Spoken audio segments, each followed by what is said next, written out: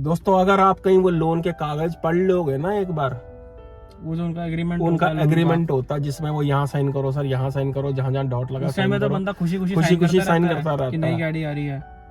तो भाई साहब दिमाग की नसों में से खून निकल आएगा जो कुछ क्लॉजेस पे वो साइन करवा लेते हैं। फिर तो बिल्कुल आपको लोन ही लेना चाहिए, फिर तो बहुत ही बढ़िया चीज है।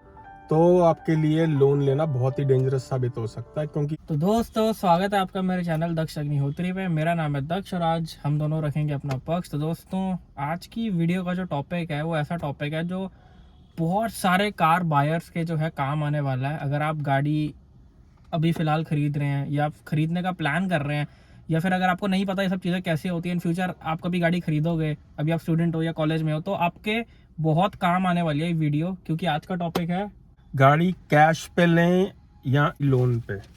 तो ऑन डिमांड ये वीडियो बनाया जा रहा है आज का दक्ष, कि जब भी कोई कार बायर कोई भी जब गाड़ी खरीदने के लिए प्लान करता है तो उसके मन में सबसे बड़ा क्वेश्चन ये होता है कि गाड़ी कैश पे ली जाए यानी कि फुल पेमेंट पे या ईएमआई पे ली और जाए, कितना लोन करवाना और कितना लोन कराना चाहिए, क्या करना चाहिए, कैश पे लेनी चाहिए या लोन पे लेनी चाहिए। आज यही टॉपिक है। तो दोनों चीजों के आपको प्रोज और कॉन्स बताए जाएंगे, दोनों चीजों के कि फायदा क्या और नुकसान क्या है, एंड किसके लिए कौन सा मेथड जो है सही है, किसके लिए कौन सा मेथड सही है, ये लास्ट में हम डिस्कस करेंगे। तो शुरुआत करते हैं दक्ष। तो सबसे पहले दक्ष हम आते हैं कि गाड़ी वन पेमेंट पे लेने के प्रोज, फायदे क्या हैं। तो देखिए दोस्तों, वन पेमेंट पे गाड़ी लेने का सबसे बड़ा फायदा ये होता है कोई भी खासा पेपर वर्क नहीं करना पड़ता, कोई आपको बैंक स्टेटमेंट नहीं देनी पड़ती है, कोई कुछ नहीं, कि जितना कोई सिविल स्कोर वगैरह कुछ नहीं चाहिए होता, कोई फालतू की कोई फॉर्मेलिटीज नहीं होती कि आपने एडवांस दिया, गाड़ी बुक कराई, उसके बाद आपने बाकी पेमेंट की या आपने क्लियर की और गाड़ी आपकी हो गई। सिर्फ छोटा मोटा पेपर वर्क होता है, जैसे कहीं साइन करना या कुछ है, इंश्योरेंस पेपर है, वो भी आप कंपनी से लेना चाहते हो ये नहीं, ये आपकी अपनी मर्जी पर डिपेंड करता है।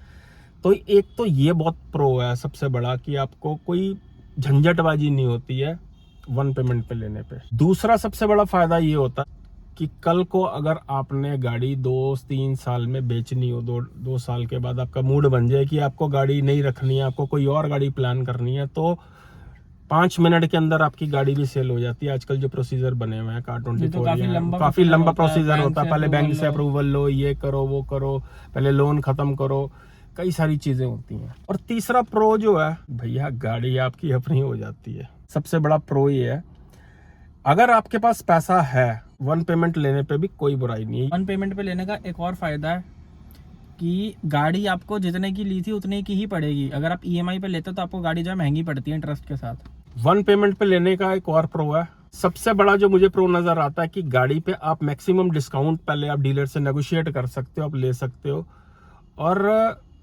आपको कोई इंटरेस्ट नहीं पे करना किसी को भी, वो आपका अपना पैसा कि आपने दिया और काम खत्म। ये तो कुछ हो गए इसके प्रोज जो है। कहाँ हम कॉन्स पे आ जाते हैं गाड़ी के कि वन पेमेंट में लेने पे नुकसान क्या है। नुकसान ये है कि आपके अकाउंट से एकदम पैसा निकल जाता है। अगर 20 लाख आपके अकाउंट में पड़ा हुआ है और आपने 12 लाख की गाड़ी ली है तो 12 लाख रुपए इकट्ठा निकल जाता है। एक तो सबसे बड़ा ये नुकसान है इस चीज का। दूसरा जो नुकसान है वो ये कि वो पैसा आप शायद कहीं और भी इन्वेस्ट कर सकते थे, जो आप इन्वेस्ट कर सकते थे और शायद कुछ ज्यादा इंटरेस्ट ले सकते थे या आप ज्यादा बेनिफिट ले सकते थे अगर आपको लेना आता है तो।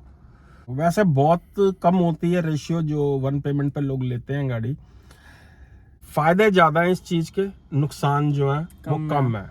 अगर आपके पास पैसा है तो नुकसान ज्यादा नहीं है। देखो दोस्तों, ये जो आपको चीजें बताई जा रही हैं, ये चीजें पर्सनल एक्सपीरियंस के तौर पे बताई जा रही हैं कि हमने भी कभी लोन पे गाड़ी ली थी, फिर हमने भी वन पेमेंट पे गाड़ियां ली हैं, तो क्या फायदे होते हैं, क्या नुकसान होते हैं। तो दोस्तों अब हम बात करते हैं लोन पे गाड़ी लेने के क्या प्रोज हैं, क्या कॉन्स हैं। पहले हम प्रोज पे आ जाते हैं। सबसे बड़ा जो प्रो है लोन पे गाड़ी लेने का, उसमें यही है, जैसे पहले भी हमने बात की कि आपको आपके अकाउंट से एकदम पैसा नहीं कटता।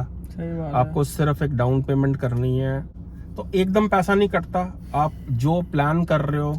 लेकिन इसमें खराब चीज क्या है, इसके प्रोज एंड कॉन साथ साथ में डिस्कस करते साथ रहते हैं, साथ ये topic डिस्कस ही करते ऐसा हैं। है। हाँ इसका सबसे बड़ा कॉन क्या है कि कई बार आपका बजट नहीं होता, लेकिन आप ज्यादा महंगी चीज ले लेते हो ये सोच के कि कौन सा भी देना है। कौन सा भी आपका देना है। बजट होता है 8-10 लाख का एंड आप 14-15 लाख की भी गाड़ी ले लेते हो, यार कौन सा एक साथ जाना है, बिल्कुल जाता रहेगा धीरे धीरे। हाँ। ये एक सबसे बड़ा ऐसा कौन है।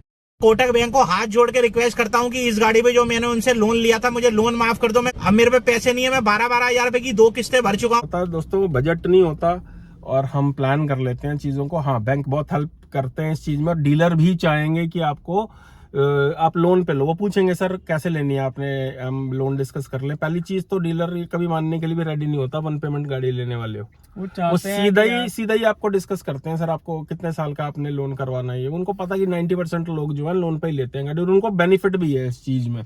आपको बस सिर्फ बेनिफिट ये है कि आप जो प्लान कर रहे हो उससे ऊपर की भी चीज ले सकते हो। और डीलर देखिए, कभी भी आप किसी शोरूम में जाओगे वो नीचे का मॉडल कभी नहीं बेचना चाहेंगे आपको दक्ष।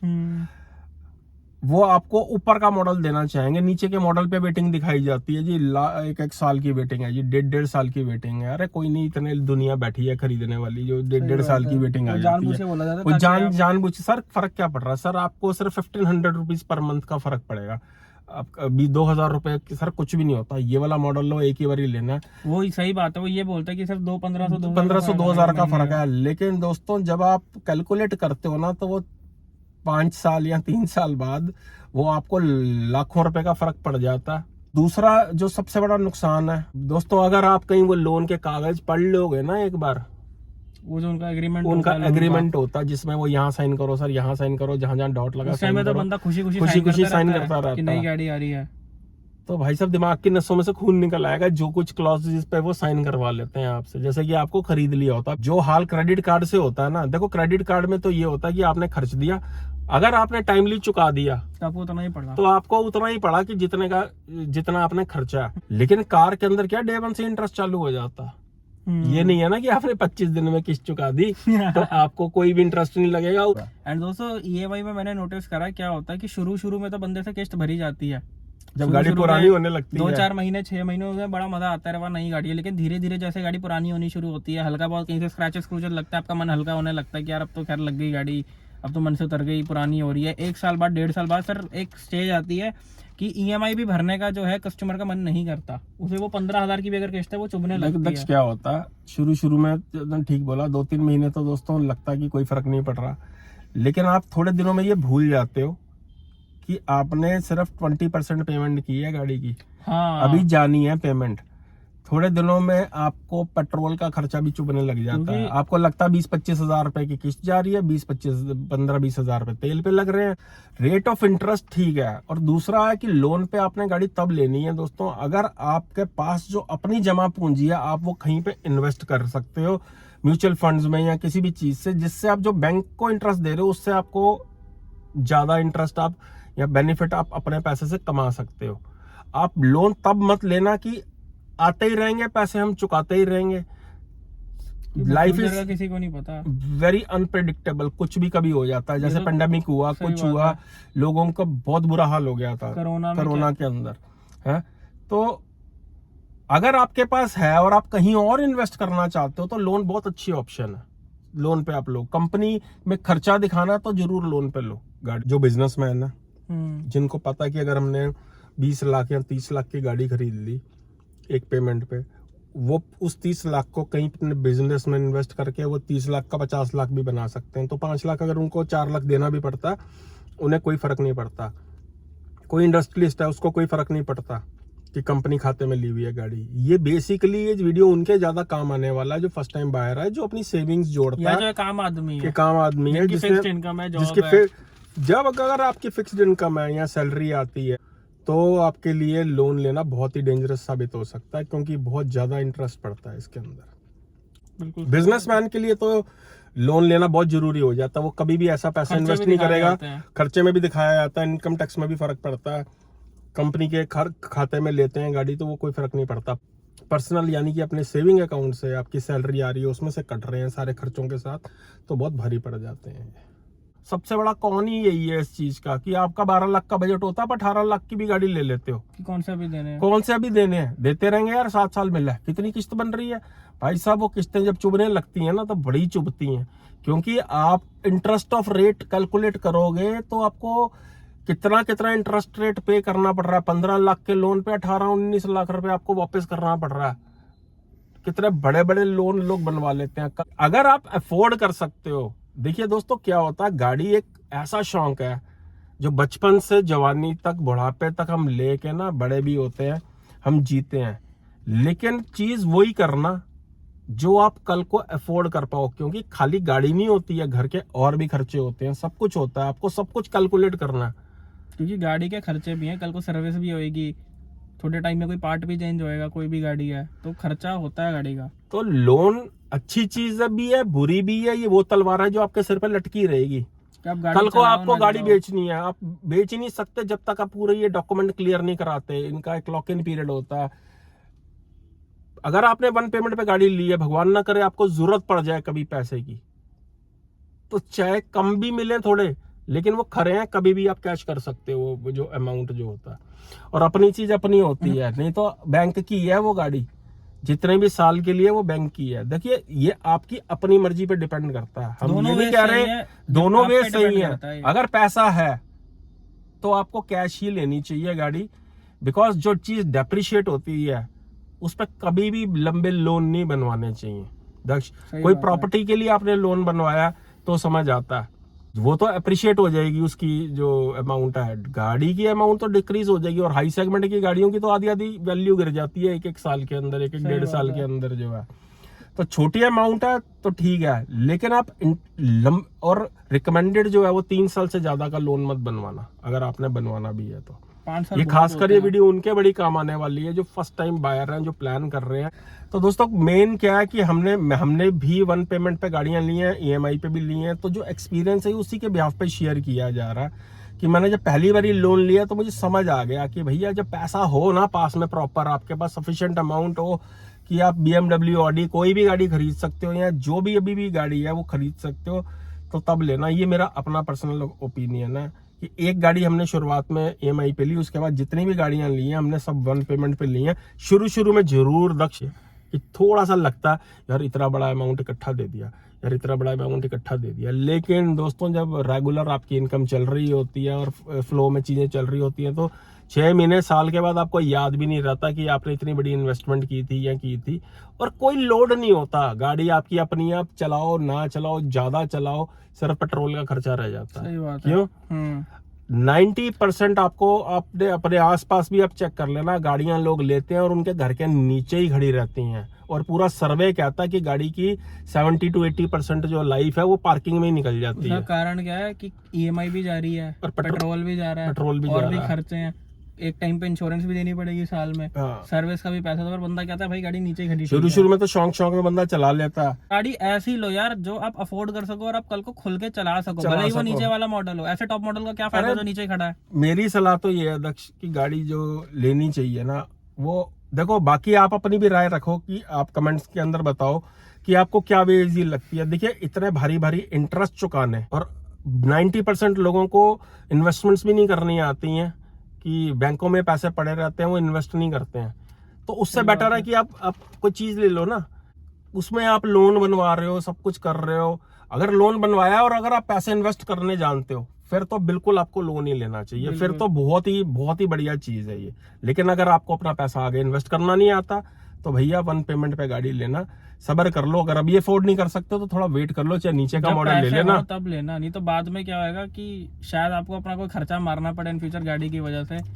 तो फिर ऐसे फायदा भी क्या, आप गाड़ी भी और नहीं चला पा बेसिकली रहे। दक्ष ने बिल्कुल दोस्तों लाख रुपए की बात बोली है। अगर आप कोई चीज ले रहे हो और आप किसी चीज के ऊपर खर्चे अपने रोक रहे हो तो वो चीज गलत हो गई है आपकी, आप ये समझ लो। तो वो आपकी गलत इन्वेस्टमेंट, वो गलत इन्वेस्टमेंट हो गई। अगर आपने गाड़ी ले ली है या कोई भी और चीज ली है, उसके बाद आपके बाकी खर्चे वैसे ही फ्लो से चल रहे हैं तो बिल्कुल ठीक है। जब आप इस सिचुएशन में आ जाओ तो आप गाड़ी प्लान करो, चाहे आप 6 महीने और रुक जाओ, गाड़ियां थोड़ी कहीं भाग रही हैं। अपनी लो चाहे बेस मॉडल लो। सही बात है। चलाओ तो सही, खोल के मजे तो लो, बाकी कोई बिल्कुल। खर्चा भी नहीं रुकेगा घर का। बाकी आपकी क्या राय है? मतलब इसके अंदर हम ये नहीं हम कह रहे कि आप वन पेमेंट पे लो या लोन पे लो, आपको दोनों चीजों के प्रोज और कॉन्स बता दिए। डिसाइड करना आपका काम है, आपको जो कन्वीनियंट लगता है आपको वो करना। हमारी पर्सनल सलाह ये है कि अगर आप ले सकते हो तो वन पेमेंट पे लेके खत्म करना गाड़ी को, बिकॉज ये डेप्रिशिएट होने वाली चीज है। चीजें हैं, ये अप्रिशिएट नहीं होती हैं कि गाड़ी आज आपने 5 लाख की ली है तो वो 5 साल बाद आपकी 18 लाख की या 12 लाख की हो जाएगी, उसकी वैल्यू कम होती उसकी जाएगी। वैल्यू जो है 2 लाख भी नहीं रह जाएगी। तो दोस्तों आप अपनी राय बताओ कि वन पेमेंट लेनी चाहिए या लोन पे लेनी चाहिए। एंड आप अपना एक्सपीरियंस भी शेयर करो कि अगर आपने लोन क्या- पे ली या वन पेमेंट पे ली तो क्या आपका एक्सपीरियंस उसका आगे रहा। मेरा अपना एक्सपीरियंस क्या था, जो मैंने 20-22 साल से मैं गाड़ियां रखी हुई हम चला रहे हैं, कि भैया जो चीज आपके पास है ना, अफोर्ड कर सकते हो आप वो चीज लो, चाहे वो बेस मॉडल चाहे वो बेस मॉडल ही क्यों ना हो, आपका अपना होना चाहिए, आपके दिमाग पे बर्डन नहीं होना चाहिए। सही बात है। हाँ, लोग कितनी महंगी गाड़ियां खरीद लेते हैं दक्ष, और लाइफ इज टोटल अनप्रेडिक्टेबल। दोस्तों ऐसी कोई भी फालतू इन्वेस्टमेंट मत करना, क्योंकि भाई ये साहब आपको कल को फंसा बैंक दे। वाले तो पैसे लेंगे ही साले कल लेंगे। को गाड़ियां उठा लेते हैं, उनको कितने कुछ लफड़े मतलब नहीं है हैं। आपके घर पे क्या दिक्कत है, सैलरी आई सैलरी है नहीं आई है, नहीं है। नौकरी चली गई, बिजनेस ठप हो गया, कुछ भी हो गया, भाई उनको तो पैसे लेने ही लेने हैं, चाहे किस्त 5,000 की है या 50,000 की है। तो दोस्तों कैसी लगी आपको वीडियो, कमेंट करके जरूर बताना। हमने अपनी राय रख दी है, ये हमारा अपना ये opinion हमारा था। अपना ओपिनियन है, आप आप अपना अपना रख सकते हो ओपिनियन कमेंट्स के अंदर, आपको रिप्लाई जरूर किए जाएंगे। दोनों चीजें बेनिफिशियरी हैं, लेकिन आपको समझ पूरी होनी चाहिए, आपके पास बजट पूरा होना चाहिए, और अपने बिल्कुल। बजट से ऊंची छलांग बजट से ऊंची नहीं छलांग मारना, वो बहुत ज्यादा भारी पड़ जाता है। तो दोस्तों यही थी आज की वीडियो। वीडियो पसंद आए तो वीडियो को लाइक और चैनल को सब्सक्राइब जरूर करते हैं। अगली वीडियो में हम आपके लिए एक बहुत ही इंटरेस्टिंग टॉपिक ला रहे हैं, हम इसमें आपको बता देते हैं second hand car versus brand new car के ऊपर हम टॉपिक जो है वीडियो ला रहे हैं कि अगर आपको एक गाड़ी खरीदनी है तो आपको ब्रांड न्यू लेनी चाहिए या सेकंड हैंड लेनी चाहिए चाहिए गाड़ी, और सेकंड हैंड लेनी है तो किस तरीके से आपको गाड़ी कैसे लेनी है, लेनी है, कहाँ से लेनी है, इतनी सारी वेबसाइट्स हैं, डीलर्स हैं, क्या करना, सारी कौन बातें सी आपको चीज बताई बेनिफिट जाएंगी। रहती है, बिल्कुल। ये भी बड़ा इंटरेस्टिंग होने वाला है। तो दोस्तों मिलते हैं अगली वीडियो में, थैंक यू सो मच।